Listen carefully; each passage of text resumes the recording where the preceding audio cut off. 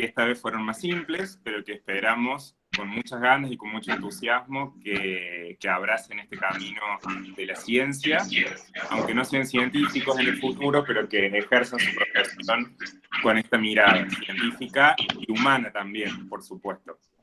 También queremos agradecer a todos los miembros de la comisión organizadora y de la comisión de apoyo de la Feria de Ciencias que hicieron posible que hoy podamos estar acá conectados.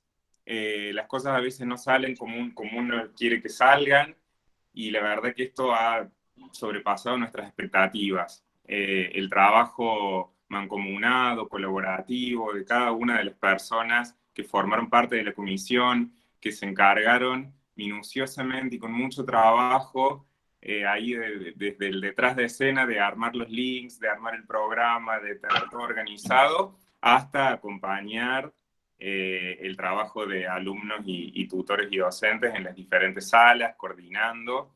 Así que bueno, la devolución y la recepción que hemos ido teniendo ha sido muy buena, así que muchísimas, pero muchísimas gracias por el esfuerzo y el trabajo de este día tan largo, pero tan productivo. También gracias a los evaluadores, a nuestros evaluadores internos de nuestra casa, de nuestra facultad, y a los evaluadores externos que se han tomado también su tiempo y que han hecho unas devoluciones muy interesantes. A los alumnos estuve en bastantes salas y estuve recibiendo de los coordinadores también algunos comentarios, y han habido muy buenas devoluciones que seguramente enriquecerán el trabajo de los chicos, pero principalmente creo que los enriquecerán como personas y los entrenarán en estas modalidades y en esta vida universitaria y científica de presentación de trabajos en eventos científicos. Y gracias a la secretaria de Ciencia y Tecnología, Adriana Actis, que coordinó la organización de estas comisiones y de esta Feria Estudiantil de Ciencias. La quinta, que pensamos que quizá no se podía hacer, y acá estamos, lo hemos hecho y creo que lo hemos realizado con mucho éxito. Así que bueno, muchísimas, pero muchísimas gracias a todos, y ahora los invitamos a la última parte de esta feria con una conferencia de cierre. No sé si Julia estás por ahí. Sí, muchas gracias.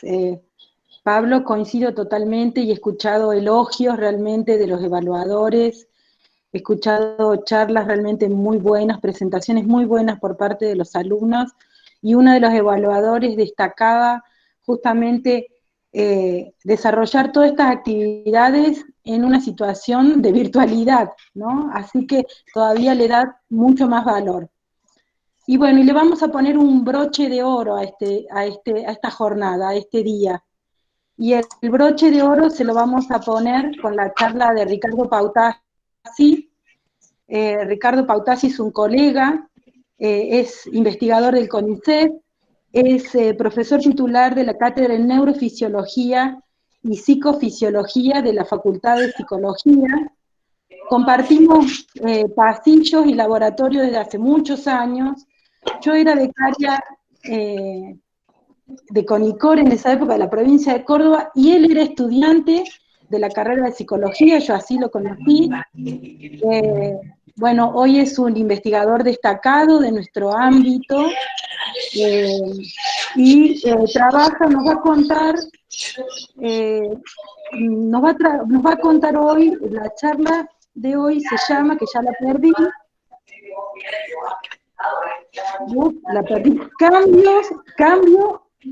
¿cambió el consumo de alcohol y marihuana durante el ASPO? Sobre entonces estos cambios de consumo es que nos va a contar Ricardo Pautasi. Muchísimas gracias, Ricardo, por haber aceptado compartir con nosotros tus trabajos, y creo que va a ser de mucho valor para los chicos, porque bueno, en cada uno de nosotros hay una carrera que empezó cuando éramos estudiantes de grado, y bueno, creo que yo compartí ese momento con vos, así que bueno, me alegro muchísimo que estés con nosotros en este momento. Muchísimas gracias, Julia, a los organizadores, a toda la gente de SOCIT, les agradezco mucho, y efectivamente es como vos contás, ¿no?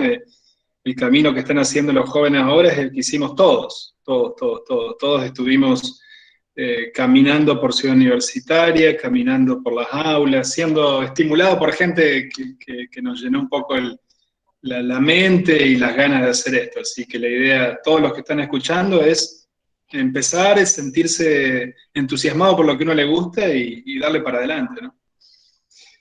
Y en ese sentido, ¿yo largo con lo mío directamente?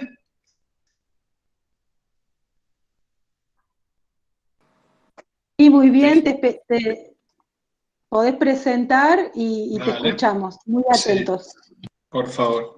Bueno, aquí estamos. Lo que yo les voy a presentar el día de hoy no es solo un trabajo mío.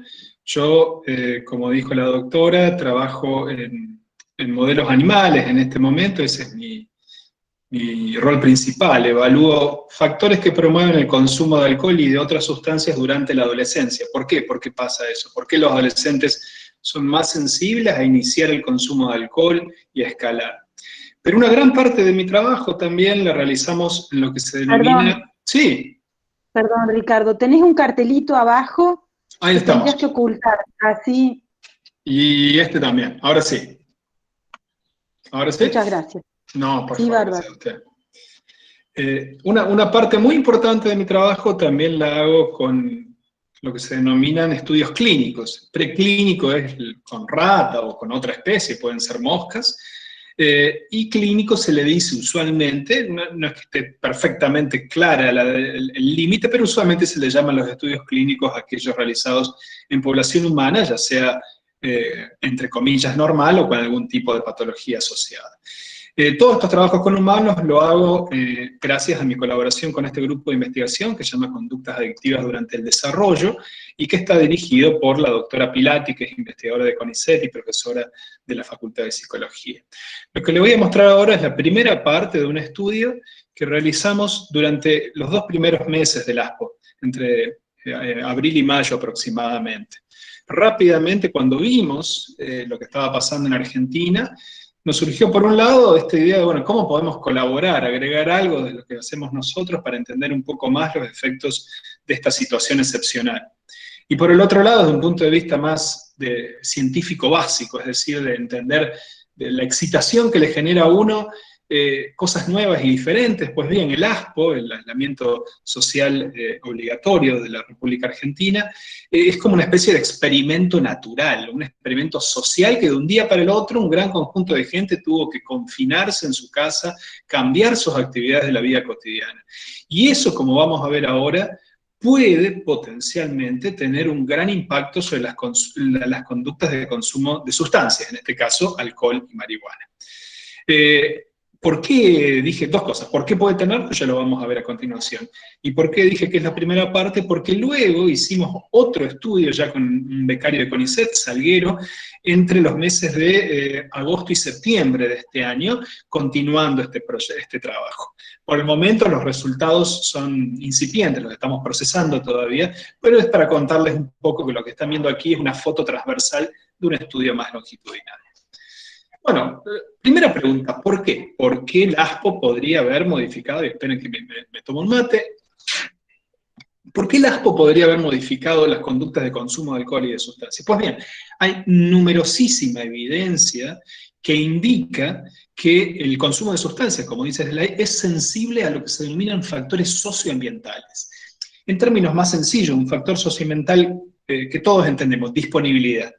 Uno puede tener altísima vulnerabilidad, por ejemplo, para consumir, ponele cocaína. ¿Por qué? Porque tengo una historia familiar, porque tengo depresión y por lo tanto la comorbilidad depresiva facilita el consumo de estimulantes, porque tengo una personalidad extrovertida y busca de la novedad, todos factores que me pondrían a riesgo. Pero si vivo, ponele en medio del campo, alejadísimo de centros que me puedan vender esta sustancia, pues bien, no voy a tener la posibilidad, por suerte, de incurrir en un consumo excesivo, problemático, o en un consumo en general de esta sustancia. Ese es un factor de disponibilidad.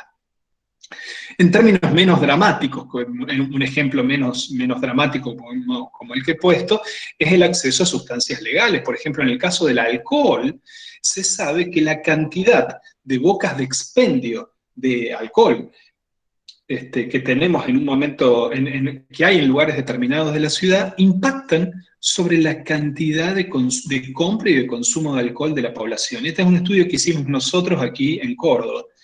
A nivel descriptivo, aquellas zonas de la ciudad con mayores cantidades de bocas de expendio, por ejemplo Nueva Córdoba o Güemes, se asocia a que la gente que vive allí tenga mayor cantidad de lo que se denomina un consumo problemático de alcohol. ¿Qué es un consumo problemático de alcohol? Por ejemplo, consumir 4 o 5 tragos de alcohol. Un trago es una medida de alcohol, o trago es la cantidad de alcohol que hay en una lata de cerveza de 330 centímetros cúbicos, en un vaso de vino preparado. Pues bien, consumir 4 o 5 de estas unidades estándar de alcohol en 2 horas o menos es una conducta de consumo problemático que pone a riesgo de tener accidentes, tener conducta sexual no deseada y a largo plazo abuso y dependencia. Pues bien, hay una relación entre la cantidad de puntos de venta de alcohol y cuánto hacen esa conducta problemática a aquellas personas que viven en determinados lugares de la ciudad. Y también hay una correlación, no tanto entre fíjense qué interesante, no tanto entre la cantidad de bocas de expendio de alcohol que hay, sino entre mi percepción. ¿Cuánto creo yo que se vende alcohol en donde yo vivo? Eso influencia la compra de bebidas alcohólicas, el consumo de las mismas y las consecuencias negativas que yo experimento. Y esta relación, esto es Córdoba Capital, es más potente en mujeres que en varones. Hay varias razones que pueden explicar eso, los invito a leer el paper que escribimos aquí para ver eso. Pero esto es solo un ejemplo de cómo la configuración socioambiental de la ciudad, de nuestra sociedad, de nuestro modo de vida, impacta sobre nuestro consumo de alcohol.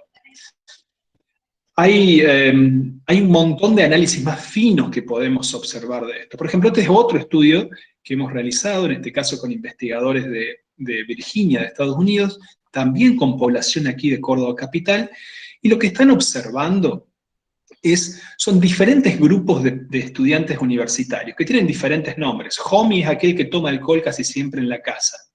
En la línea llena con un punto negro, es aquel que toma con todos y en todos lados. ¿Qué queremos ver? Son como diferentes grupos que se analizan a partir de una técnica que se llama análisis de clase latenta, donde toman alcohol. Bien, los contextos de consumo. No quiero describir en profundidad el trabajo, pero quiero que vean que los contextos de consumo más compartidos por todos los grupos, ¿cuáles son? Por ejemplo, tomar alcohol con un pequeño grupo de personas del mismo sexo. ¿Cuál es este otro? La previa, tomar antes de consumir con un grupo de gente. ¿Cuál es este otro? Este que está acá, consumir en un bar. ¿Cuál es este otro? Consumir en un boliche, en un nightclub. ¿Qué tienen? Otro, por ejemplo, es esto, es consumir con familiares. Consumir con papá, mamá, tío, sobrino, hermano. ¿Qué tienen en común estos contextos de consumo? Son contextos sociales. Consumimos más en contexto social. Fíjense que poca gente consume sola, que es esta barrita que está acá, y poca gente consume con extraños. Poca gente consume en eventos deportivos. Poca gente va a consumir afuera, a la calle, sola. Por lo tanto, los contextos de consumo son primariamente, y estos son datos aquí de Córdoba, sociales. A su vez, entonces, obviamente, si nos sacan toda nuestra interacción social, el ASPO debería funcionar como un factor de protección. Yo tendría menos contextos sociales donde consumir. Por ese lado, el ASPO funcionaría para bajar el consumo de alcohol. Antes Julia, ¿está todo bien la parte técnica? ¿Sonido? ¿Todo bien ese aspecto? Perfecto, te escuchamos muy bien. Perfecto. Y te seguimos interesados en lo que nos estás contando. Muchas gracias. Cualquier cosa me paran, ¿sí? Incluso si hay alguna pregunta urgente, la podemos responder ahora. Las preguntas se van al chat y después charlamos, si te parece. Perfecto, doctora, excelente. Bueno, hasta ahora entonces les mostré cosas que harían que el ASPO sea protectivo. Lamentablemente, también el ASPO trae, como todos sabemos, cosas que no son muy buenas, ¿no? Muchas de ellas son la elevación en los niveles de estrés y malestar psicológico. ¿Por qué? Porque mi vida cambió, tengo que hacerme cargo de mi papá, mi mamá que antes lo cuidaba en enfermera, mis chicos no van más al colegio, no veo a mis amigos, en fin, una no les tengo que decir yo a ustedes, una infinidad de problemas que y otras cosas incluso aún más graves, ¿no? Perder el trabajo, por ejemplo, tener problemas económicos, problemas de salud asociados, enfermarse de COVID. Todo eso es una enorme carga de malestar psicológico, se le llama. Y hay muchísimos datos de que a mayor malestar psicológico, mayor consumo de alcohol y mayores consecuencias negativas del consumo de alcohol. Este gráfico que técnicamente se llama como un gráfico de dispersión o scatterplot, es derivado de un estudio que hicimos en Uruguay y que muestra que efectivamente a mayor nivel de malestar psicológico, medido con una escala que se denomina Kessler, mayores consecuencias negativas inducidas por el consumo de alcohol. Esto no solo se observa en humanos, sino que, por ejemplo, si yo tomo un grupito de ratas, las estreso a las ratas. ¿Cómo se estresan a las ratas? Por ejemplo, poniéndolo en unos cañitos que no las dejan mover. No le hago nada, no la golpeo, pero no la dejo mover por un rato. Si hago eso todos los días durante 5 días, ese malestar psicológico hace que luego las ratas que fueron estresadas, que son los puntos negros, tomen más alcohol, que es el eje que estoy viendo acá, el de las Y, de las ordenadas, que va de 0 hasta 10, tomen más alcohol que unas ratas que no fueron estresadas. Y fíjense que no es un súper estrés, ¿no? Son de lunes a viernes, 2 horas por día, las ponían en una cajita que no se podían mover. Está bien, es un estresor importante, pero tampoco es terrible, ni tampoco es algo que dure meses y meses, como sí duró el ASPO. Todo lo que les estoy mostrando serían factores de vulnerabilidad que dirían que el ASPO quizás aumente el consumo de sustancias. Por lo tanto, lo que están viendo aquí, que es la pregunta bajo análisis en esta investigación, es una consecuencia lógica de este marco introductorio que acabo de escribir. Habrá modificaciones en el consumo de alcohol y de marihuana debido a las medidas del ASPO. ¿Qué fue lo que medimos entonces? Realizamos una encuesta vía online, obviamente, porque no se podía acceder a los domicilios, en que preguntábamos. Primero, ¿sos hombre, sos mujer, trabajás, no trabajás? También se preguntaba por otro sexo, ¿no? Y también preguntábamos por los niveles de depresión, ansiedad y estrés durante los últimos 7 días, mediante una escala que se llama DAS-21. Y luego preguntábamos cuánto consumiste alcohol en una semana típica, o sea, lo que consumís normalmente alcohol. ¿Cuántas medidas consumías cada día? Definidas medidas como yo les dije antes. Y también le preguntamos por consumo en horas particulares de cada día. Se le daba una grilla y la persona que tenía que decir, ¿tomaste alcohol entre las 4 de la mañana y las 8 de la mañana? No. ¿Tomaste entre las 8 y las 12? No. ¿Tomaste entre las 12 y las 16? Sí. Bueno, ¿cuántas medidas? 1, 2, 3 medidas, siendo una medida, y dábamos la definición. Y lo mismo hacíamos con el consumo de marihuana. Y también preguntábamos por cómo había cambiado, disculpen, la facilidad de acceso al consumo de alcohol y marihuana durante el ASPO. Este ya forma parte de la cocina del trabajo. Lo que ven ahí formaba parte de la encuesta online. Había que educar a la gente en cuanto es efectivamente una medida de alcohol. La medida de alcohol es diferente si son 330 centímetros cúbicos de cerveza, pero solo 45 mililitros, una medida de whisky. Toda esa información se le presentaba a la persona para que pudiera responder adecuadamente. Y de la misma manera se le daba información acerca de la cantidad aproximada que hay de marihuana, por ejemplo, en diferentes porros, ¿sí? Que en Argentina es la forma de consumo por excelencia de la marihuana. En otros países hay otras formas de consumo, pero de esta manera la persona podía calcular aproximadamente su consumo de marihuana. Y de nuevo se le da una tabla donde la persona iba llenando si había consumido, cuánto había consumido y en qué momentos del día, tanto antes, en una semana típica, antes de la cuarentena y durante la primera parte de la cuarentena. Aquí están algunos de los resultados. Juntamos casi 700 encuestas, pero finalmente 502 fueron las que pudimos procesar. Siempre hay más encuestas de las que uno finalmente puede procesar debido a que están incompletas o no. La mitad eran de Córdoba, la otra mitad del resto del país. La mitad eran estudiantes universitarios. Y fíjense, la gran mayoría de la gente contestó la encuesta desde apenas había empezado, o mejor dicho, 14 días posteriores a que había comenzado la cuarentena, hasta ya el mes de iniciado la cuarentena. Es decir, lo que estamos viendo aquí son los efectos iniciales del ASPO sobre el consumo de alcohol y consumo de marihuana. Primero de todo, lo que vimos es que la gran mayoría no experimentaba grandes problemas ligados a malestar psicológico, ni ansiedad, ni depresión, ¿sí? Hubo algunos, un cuarto de la población que indicaba que se le hacía difícil relajarse, casi un tercio, es decir, algunos síntomas ligados a ansiedad. Sin embargo, por ejemplo, todo lo que tiene que ver con depresión era muy bajo, es decir, en general los niveles de malestar psicológico fueron relativamente bajos. Una de las hipótesis que tenemos es que probablemente entre comillas, la dosis de ASPO que tuvieron era muy baja y que ahora veamos en esta segunda parte que estamos procesando ahora un incremento significativo.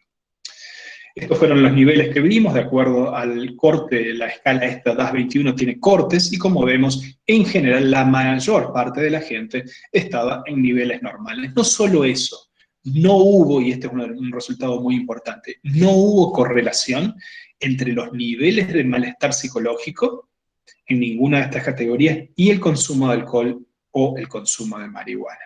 Es decir, que una de las hipótesis que barajábamos no se cumplió. Sí se observó, y esto es algo que vimos aquí, vimos en otro estudio similar que vimos en Uruguay, y vimos también en estos primeros datos que hicimos ahora. ¿Quiénes son los más afectados en términos de niveles de ansiedad y de estrés? Los más jóvenes. La población de menos de 30 tiene niveles de ansiedad y estrés durante el ASPO significativamente más elevados que aquellos que superan los 30 y particularmente los 40 años. Y dentro de estos niveles de menores de 30, las mujeres son las más afectadas. Esto es algo que se está viendo a nivel uniforme, tanto aquí como en España y en otros lados, que es la mayor sensibilidad de la población joven, los adultos jóvenes, a los problemas del ASPO. Muy bien, veamos qué pasó con el consumo de alcohol. Yo sé que son muchas tablas, muchos números, pero los voy a ir guiando, ¿sí? Aquí tenemos qué porcentaje de la gente consumía alcohol en un día determinado de la semana, antes y después de la cuarentena. Y cuántas medidas de alcohol toma antes de la cuarentena en un día determinado y después de la cuarentena. ¿Qué fue lo que vimos puntualmente? Fue que el consumo los días lunes, en general, fíjense, los días lunes, los días martes, los días miércoles, subió significativamente.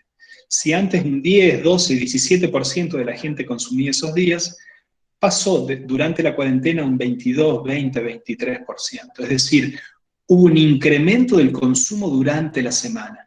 ¿Y qué pasaba los fines de semana? Bajó el consumo. Si antes el 60% tomaba un viernes, el 70% un sábado, durante la cuarentena, eso pasó al 44% o al 58%. Lo mismo pasó, o algo parecido, en referencia a la cantidad de medidas. Subió durante la semana, bajó durante el fin de semana. Si bien es interesante notar que la ocurrencia de consumo frecuente, es decir, cuánta gente dijo, yo tomo al menos 5 días durante la semana o más, subió casi al doble, del 9 al 17%. Retomo todo lo que acabo de decir. ¿Qué fue lo que pasó?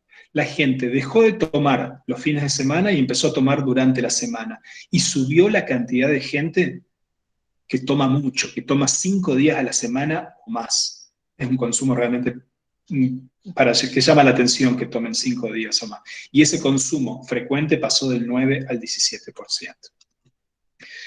Y es lo mismo, pero roto lo decimos estadísticamente, por franjas horarias.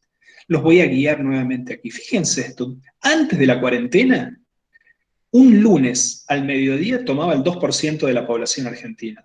Durante la cuarentena, de la población, sí, la muestra representativa de la población. Durante la cuarentena eso pasó al 4.2%. Un lunes cualquiera, antes de la cuarentena, menos del 8% de la gente tomaba. Durante la cuarentena, entre las 8 y las 12 de la noche de un lunes, ¿no? Durante la cuarentena, entre las 8 y las 12 de la noche, casi el 18% de la gente tomaba alcohol. Es decir, estamos viendo lo mismo que vimos antes, que la gente empieza a tomar durante la semana, pero en este otro gráfico. Y también empieza a aparecer ese consumo en horarios que son desusados, horarios de la tarde que antes no se tomaba, ahora se empieza a tomar. Ujú. En cambio, fíjense que los días viernes, por ejemplo, vemos el fenómeno inverso. Un viernes antes la mitad de la gente estaba tomando entre las 8 y las 12, ahora baja a un 37,3. Ujú. El domingo, los domingos son días de nuevo en los cuales que haya consumo un domingo a la noche no es habitual, particularmente población trabajadora. El domingo pasó de un 6 a un 8 al mediodía, de un 15 a un 22 durante la noche. Nos movemos ahora a consumo de marihuana. El consumo de marihuana no manifestó, a diferencia de alcohol, estos cambios tan marcados a nivel de días de la semana ni a nivel de horarios, pero sí mostró algunos patrones que me interesaría mostrar. Aquella gente que consumía marihuana infrecuentemente, que era el del 20,4 antes de la cuarentena, consumió menos aún durante la cuarentena, 10,6. Es decir, la gente que consumía frecuentemente bajó su consumo de marihuana. Ahora, aquellos que consumían frecuentemente, de nuevo, ¿cuánto es frecuente? Consumir 5 días o más por semana, casi todos los días fumar marihuana, pasó del 7 al 10,2%. No solo eso, aquellos que nos dijeron, yo consumía antes de la marihuana, antes de la cuarentena marihuana, y también consumí durante la marihuana, subieron casi 1 gramo su consumo de marihuana. Pasaron de fumar 3 gramos de marihuana semanal a consumir casi 4 gramos de marihuana semanal. Es decir, que aquí tenemos como dos poblaciones. El que no venía consumiendo, consumió mucho menos. El que ya venía, siguió consumiendo mucho más. Y otro elemento más, y con esto ya vamos casi cerrando. También nos fijamos en cómo variaba el consumo de la gente de marihuana en función de con quién vivían. Vivo con mi papá, vivo con mi mamá, tengo familia, etcétera, o no lo que sea. Aquellos que vivían, tanto antes como durante la cuarentena, con amigos o con hermanos, fumaron mucho más marihuana que antes. Pasaron del 7,5 un día lunes a un 12,5 de los hermanos. Aquellos que vivían con amigos, el 20% fumaba un día lunes, pasó a consumir un 28%. Y así todos los días, fíjense, ¿no?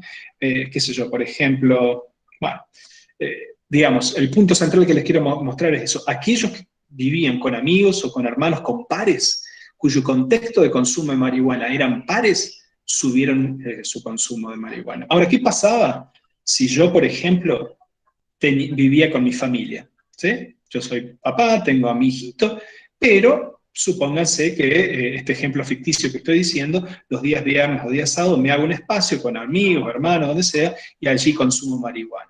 Antes de la cuarentena, ese grupo de gente consumía, el 15% consumía un viernes, el 17% un sábado. Durante la cuarentena pasaron a consumir un 6% y un 9%, es decir, aquellos que viven con su familia disminuyeron significativamente el consumo de marihuana. Otro fuerte indicio de que el consumo fue sensible a las variables socioambientales. Posiblemente esta gente normalmente tiene espacios de socialización donde realiza el consumo, lo más probable alejado de su familia los días viernes y sábados. Esas posibilidades se coartaron durante el ASPO y ahí vemos esta caída del consumo. Bueno, vamos a finalizar con las conclusiones y ahora pasamos a las preguntas. Desde nuestro punto de vista, ¿cuáles fueron los resultados más importantes? Primero, este elemento que técnicamente se llama deslocalización del consumo de alcohol. El consumo de alcohol, que es una conducta netamente localizada, focalizada en días viernes y días sábados, se deslocalizó y pasó los días lunes, martes y miércoles. Esto es preocupante por varios motivos. Motivo número 1, usualmente estos patrones se observan en gente que está desarrollando escalada de consumo y progresión a consumo patológico. No lo sabemos en el ASPO porque esto es algo único, pero normalmente este paso de pasar de consumir viernes y sábado a hacerlo durante la semana está ligado, por ejemplo, a personas que están en vías de desarrollar problemas de consumo de alcohol. No necesariamente, obviamente, pero es un indicio preocupante. No solo eso, si uno realiza algo que se llaman motivos de consumo, hay escalas psicológicas, psicométricas para medir por qué estás consumiendo alcohol, porque estás buscando sentirte mejor, sentirte más excitado, o porque estás, por ejemplo, queriendo aliviar un estado psicológico aversivo. Pues bien, el consumo durante la semana, los días de semana, usualmente se asocia a lo que se llama motivos de coping, la necesidad de aliviar una sensación de malestar psicológico, de ansiedad, de distrés, de depresión. Y eso en general es un motivo mucho más malo, entre comillas, y mucho más asociado a consumir alcohol, al inicio de un consumo problemático. En cambio, el consumo los fines de semana está asociado a motivos de diversión, esparcimiento y conexión social. En relación a consumo de marihuana, lo más interesante fue este patrón bifásico. Aquellos que tenían un consumo infrecuente lo maximizaron durante la cuarentena, pero aquellos que tenían un consumo frecuente lo aumentaron mucho. Como les dije, en aquellos que ya venían consumiendo antes de la cuarentena, subieron casi 1 gramo entero de alcohol en promedio. Recuerden que este es el promedio, ¿no? Siempre hay grupos extremos. Realmente fue muy importante. Y a su vez, desde un punto de vista de investigación básica, es muy interesante esto de mostrar que el medio familiar afecta las conductas de consumo. Y esto es obviamente importante también para aquellos que realizan intervenciones clínicas, ya que va a ser muy diferente los cambios en el consumo en función de este medio social circundante que lo está rodeando la persona y que está haciendo que consuma más o menos. ¿Por qué no observamos relaciones entre los scores de malestar psicológico y los puntajes de consumo? De nuevo, creemos que los niveles de exposición al tratamiento, en este caso al ASPO, fueron todavía chiquititos. Cuando hagamos este nuevo análisis con el becario Salguero, esperamos que la gente haya estado expuesta a mayor dosis, entre comillas, mayor tratamiento de ASPO. Y ahí sí, posiblemente veamos mayores malestar psicológico y, ahora sí, una relación entre este malestar y el consumo de las sustancias. Les agradezco mucho a todos por la invitación y dispuesto a responder todas las preguntas que tengan, tanto de la presentación como de las vocaciones científicas o del trabajo científico en general. Muchísimas gracias, Ricardo. Como siempre, súper interesante lo que nos mostrás. Y tenemos preguntas que se han ido escribiendo en el chat. Y, por ejemplo, Lucía Domínguez dice: profe, buen día. ¿Cómo hacían para que las personas como el consumo de drogas? ¿Cómo hacían para qué? Se cortó justo. Para que se sientan, está en el chat, pero dice: ¿cómo hacían que las personas se sientan cómodas para dar esa información, que son temas delicados como el consumo de drogas? Mira, en los primeros trabajos que realizamos, no en este, en general, se introdujeron, hay escalas particulares que te permiten ver en qué medida una persona puede estar mintiendo. Hay una escala muy famosa que es escala L por lie de inglés, que viene. Que vos le preguntás a la gente cosas que todos hemos hecho. Ponele, ¿alguna vez has cruzado la calle sin hacerla por la senda peatonal, digamos, esperando que aquellas personas que sean honestas digan sí, lo he hecho? Y de esa manera discriminás en aquellos que pueden estar mintiendo. La verdad es que no hemos visto que meter ese tipo de cosas ayude tanto a minimizar la conducta deshonesta. En general, lo que tratamos de hacer es darle mucha información a la gente para que le quede claro que los datos se van a utilizar solo a nivel de fines de investigación básica. Por ejemplo, no se le pide DNI, se indica que no utilizamos ni un Google Docs, ni nada en particular. La gente cuando llega ve que esto va a estar almacenado en los servers de la Universidad Nacional de Córdoba y la información se guarda mediante un sistema que es el Lemon Survey, que es un servidor de encuestas específicamente generado para esto. En fin, ponemos nuestros números de teléfono para que puedan llamar. En fin, hay que generar un ambiente en el cual la gente se sienta cómoda, y luego de eso, aún así, hay un arduo trabajo con mucho mate de por medio de mirar la planilla esa, las 1000 cosas, y ir viendo una por una las respuestas, y vas a ver gente, qué sé yo, que pone X, que pone 1, que pone un 10, y ahí empezás. Por eso te digo, de las 700 te quedan 500, ¿no? Esas 200, no necesariamente gente que miente, pero gente que tiene respuestas inconsistentes. Bueno, después tenemos muchísimas felicitaciones, excelente conferencia, muy didáctico, muy interesante, excelente presentación. Quieren conocer los resultados del segundo periodo del trabajo también. Y al respecto, respecto de eso, quería consultarte. Para la segunda parte del trabajo, ¿es la misma encuesta, digamos, tomada X tiempo después, o tienen modificaciones en el cuestionario, digamos? Medimos las mismas cosas para poder comparar y le agregamos algunas cosas adicionales, como por ejemplo escalas de regulación emocional, que eso nos pareció interesante. ¿Qué es la capacidad de regulación emocional? Es cuando siento que estoy atravesando una situación emocional, mi capacidad para seguir, entre comillas, viviendo, trabajando, interactuando con la gente a pesar de ello. Que nos pareció, obviamente, me parece que se cae en maduro, importante para la situación que tenemos, ¿no? También empezamos a preguntar de otras sustancias, no tan en detalle como alcohol y marihuana, pero empezamos a preguntar, por ejemplo, por psicofármacos, ya que no hay grandes datos al respecto, pero la información anecdótica que viene del personal clínico indica que el uso de opiáceos y benzodiazepinas está creciendo, por lo tanto también empezamos a preguntar por eso, ¿no?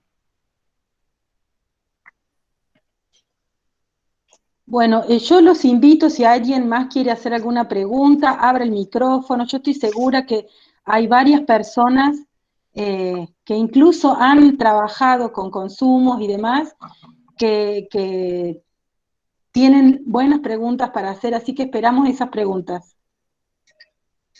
Hola, profe, buen día. Yo tengo una pregunta. Buenos días, Lucía.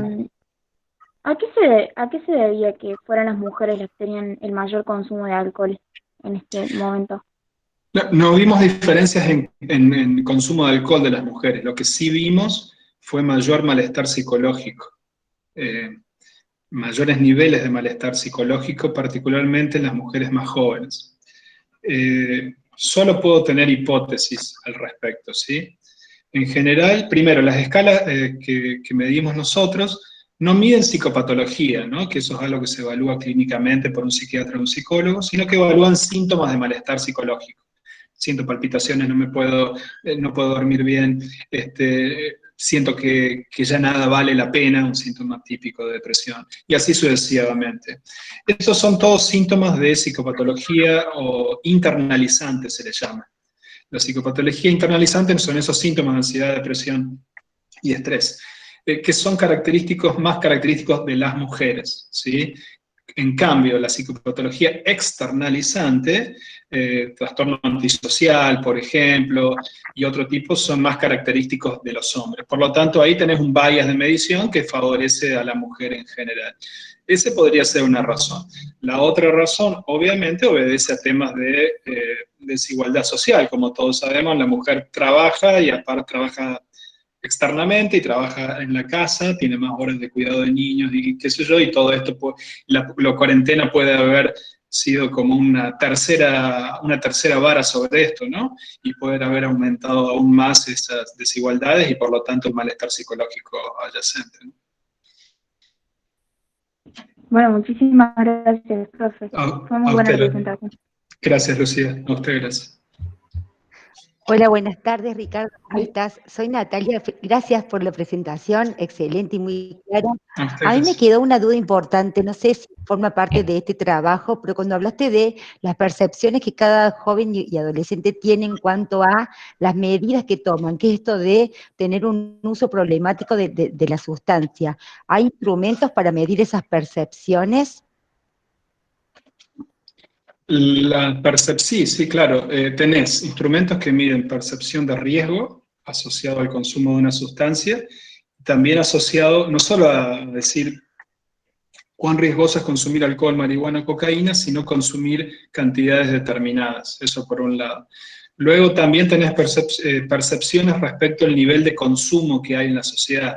Vos podés decirle cuánto crees que consumen normalmente tus pares. Si tenés 18 años, tus pares, eso se llaman normas sociales de consumo. También hay algo que se llaman normas prescriptivas que tienen que ver cuánto crees que si sos un adolescente, cuánto crees que tu papá aprobaría si volvés a tu casa borracho o borracha una noche. Cada una tiene relaciones diferentes con el consumo. Obviamente, cuanto menos riesgoso creo yo que consumir una sustancia, más voy a consumir. Claro. Cuanto más creo que mis pares consuman, más voy a consumir. Viceversa, cuanto más creo yo que mis padres o amigos desaprueban consumir, menos voy a consumir. Claro. Muchísimas gracias. No, por favor. ¿Alguna otra pregunta del público de esta feria Julián, profe, estudiantil de me ciencia? queda una duda. Los rangos de edad en los que se tomaron las encuestas, ¿cuáles fueron aproximadamente? ¿O fue, no sé si Si fue... si mal no me acuerdo, era a partir de los 18 años, aquí lo tengo anotado, ya te lo digo exactamente. De 18 a 68 años con una media de 28 años, ¿sí? Y un desvío estándar de 8. O sea, entre 28 y 45 años más o menos. 20 y 45 años. Está bien, profe, gracias. No, por favor. Viste, como estuvieron haciendo encuestas ellos, y saben y vieron los rangos de edades y demás, entonces fíjate las preguntas que se Claro, en interesan general, por digamos, tratamos, digamos, no hay que hacer, a menos que uno lo haya considerado antes en el protocolo ético, no se le pueden hacer estas preguntas menores, ¿no? Hay formas, sí, por supuesto, se pueden hacerle, lo hemos hecho para otros proyectos, pero hay que hacer todas las previsiones del caso, consentimiento activo, consentimiento pasivo, etc. Y en general no tenemos problemas en incluir a población de más de 50 o más de 60, digamos, en general responde menos a ese grupo etario, pero se pregunta, claro. Perdón. chat. En el chat. Y Jessica Liberata Renfigo, Renguifo, dice, después de la pandemia, ¿consideran hacer un tercer periodo de trabajo para ver las secuelas de la pandemia? Sí, no lo hemos charlado todavía. Lamentablemente la pandemia nos ha tocado a todos y estamos todavía recalculando cómo hacer muchas cosas, digamos, pero como idea es una idea muy buena. Sin ir más lejos, el Ministerio de Salud de la provincia públicamente indica que está preocupado por lo que se llama una tercera ola, que la tercera ola no son solamente temas de sustancias, son temas, por ejemplo, cardíacos, ¿no? Problemas cardiovasculares asociados a alteraciones en la alimentación y a falta de chequeo médico, ni que hablar de cáncer asociado a esto debido a la falta de chequeo. Por lo tanto, sí, creo que todos los que trabajamos en el sistema de salud tendríamos que realizar ese post-chequeo, cada uno adecuándolo a los temas de su interés o de su necesidad, por su parte. Tenemos otra pregunta más de Andrés Marcelo Sequeira Romanini, que dice, ¿qué opinión tiene al respecto de la aprobación de la ley de uso de marihuana medicinal? La verdad que no soy un gran experto en el uso de marihuana medicinal. Yo la verdad que soy muy escéptico, no soy escéptico, mucha precaución, ¿no? Uno observa mucho a la gente mostrando a su hijo que tiene epilepsia refractaria y le dieron el aceite y mejora, y como padre, yo soy papá también, obviamente, ¿cómo no puedo entender al papá que encontró ahí algo que le está funcionando? Pero desde un punto de vista sanitario y científico, tranquilamente eso puede ser efecto placebo, puede ser la evolución normal de la enfermedad, ¿viste? Puede ser lo que se llama un efecto de sesgo, ¿no? O sea, miramos a aquel que le fue bien y quizás detrás de ese hay 333 chicos que hasta le hizo mal, ¿no? Por lo tanto, hasta no ver data dura, yo sería muy, muy precavido. La verdad que no he leído la ley con precaución, pero esa es también con precaución, con el detalle, pero entiendo que deberíamos hacer un debate bastante más amplio que creo que no se ha dado. A menos, y está bien, que sea una decisión política en el sentido que vamos por la decisión, es una libertad individual. Bueno, ok, está bien. Uruguay hizo eso. Uruguay tomó un salto hacia adelante al vacío, entendiendo que era un derecho de todo cultivar y lo que sea. Perfecto, en eso estamos. Pero desde un punto de vista de evidencia, déjame ser escéptico acerca de esos resultados. Escéptico, nada más, puede que sea verdad.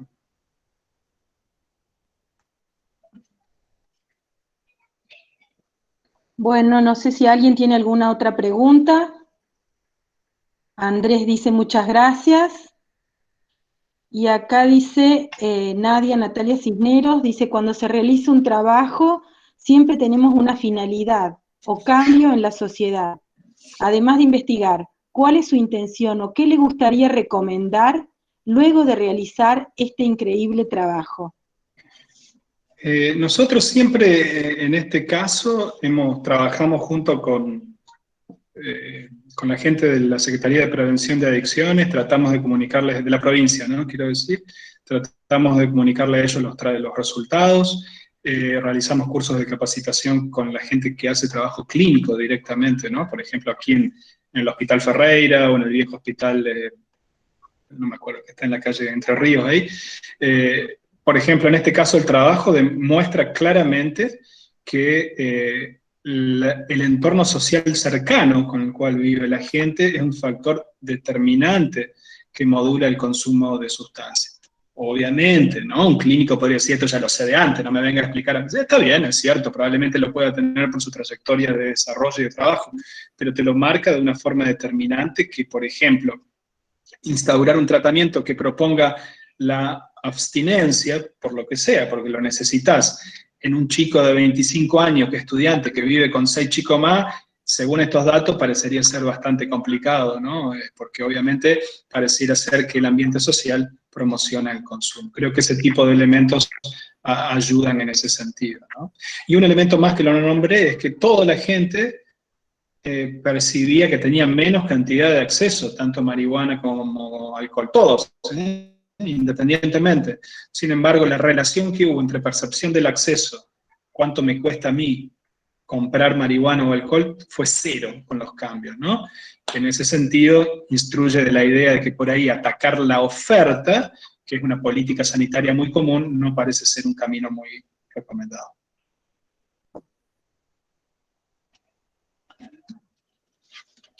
Bueno, no tenemos más preguntas y no queremos robarte más tu tiempo. Por favor. Te agradecemos muchísimo.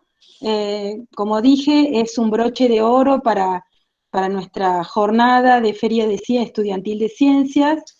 Y bueno, muchas gracias a vos y muchas gracias a todos los que trabajaron para hacer posible esta feria, a los chicos que prepararon sus trabajos científicos, a los evaluadores, a los docentes que acompañaron a los alumnos.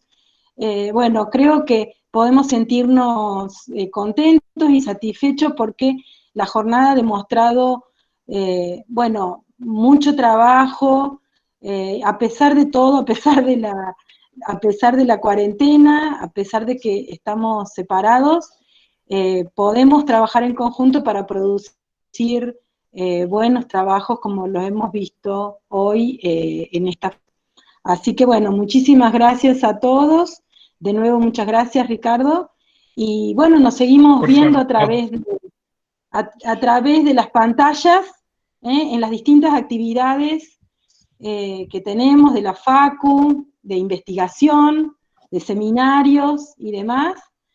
Y bueno, muchas gracias a todos.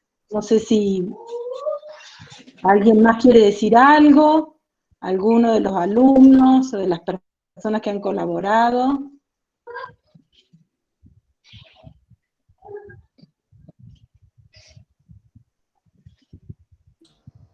Bueno, entonces, muchas gracias a todos.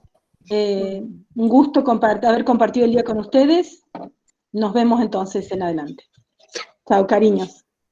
Chao, abrazos. Hasta luego.